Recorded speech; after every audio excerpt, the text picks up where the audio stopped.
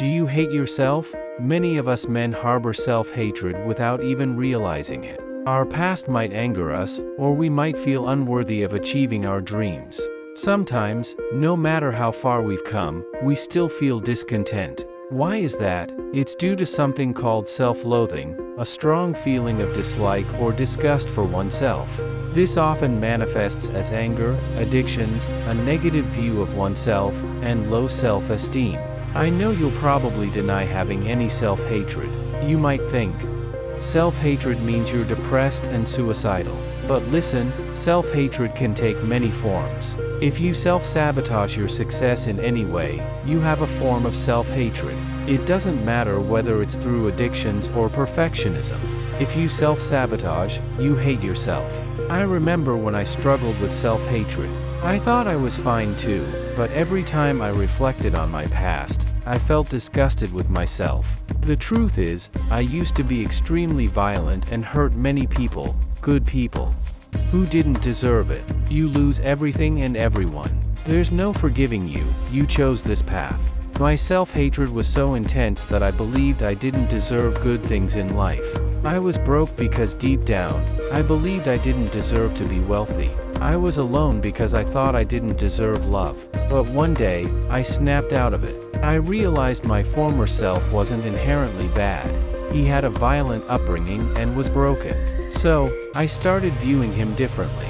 You are cruel, arrogant, and selfish, but you are more than that. You have always been more than what others saw.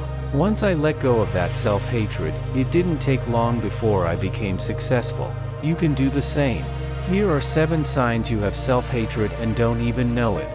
Number 1. Cringe at yourself. Do you ever cringe at yourself? Most people cringe when they see themselves on video, hear themselves talk, or think about the past.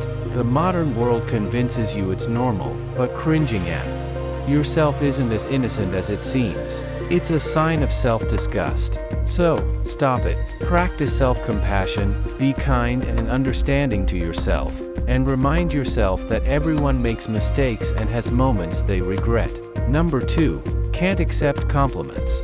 When someone says something good about you, how do you react? Do you brush it off, saying, "It was nothing, I'm just doing my job"? Or do you start playing compliment ping pong, saying, "No, this was all you, it wouldn't have been possible without your guidance"? People react differently when they can't accept compliments. Some change the subject, some respond with a joke, and others pass the credit to someone else. It all comes down to deflecting praise because you feel undeserving. You might think there's nothing wrong with it, or even feel you're being humble, but it's a form of self-hatred. Think about it. When someone shows you gratitude and appreciation, they are giving you positive energy. By rejecting it, you're refusing to see yourself in a positive light.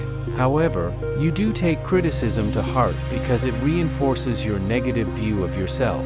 Next time someone compliments you, don't deflect. Instead, just say thank you and accept it. It may be difficult at first and will require conscious effort, but remember, they're giving you positive energy, so accept their gratitude. It's good for you. Number 3. Tear yourself down. Self-hate makes you your own worst critic. It makes you tear yourself down completely. Don't misunderstand. It's necessary to spot flaws within yourself. We all need to stay critical to improve, but focusing solely on your shortcomings while ignoring the positive stems from a deep dislike of yourself. You might even insult yourself in your own head. This is dangerous because those insults can become a daily habit. We all make mistakes, so instead of being overly critical, commend yourself when you do something good and see your mistakes as learning lessons. Number 4. Put on a facade for others. Be honest, are you a different person depending on who you're with? Wearing a mask doesn't always mean you're being fake. Sometimes it means you don't let people see the real you because you hate who you are. You might try hard to fit in and be liked by everyone, or even wish you were someone else. You feel ashamed of your true self and think no one would ever accept you, so you'd rather pretend to be someone you're not. Number 5. Rejecting everyone. This sign of self-hatred is a lonely one, and I've been there myself. You push away friends or potential partners out of fear. When someone gets too close, you reject everything and everyone around you, including yourself. Most guys cope by calling themselves Sigma and acting tough, but in reality, it's a lonely place. Rejecting everyone makes you believe you'll end up alone. Number 6. Cynical viewpoint. When you have self-hatred, it's hard to love the outside world.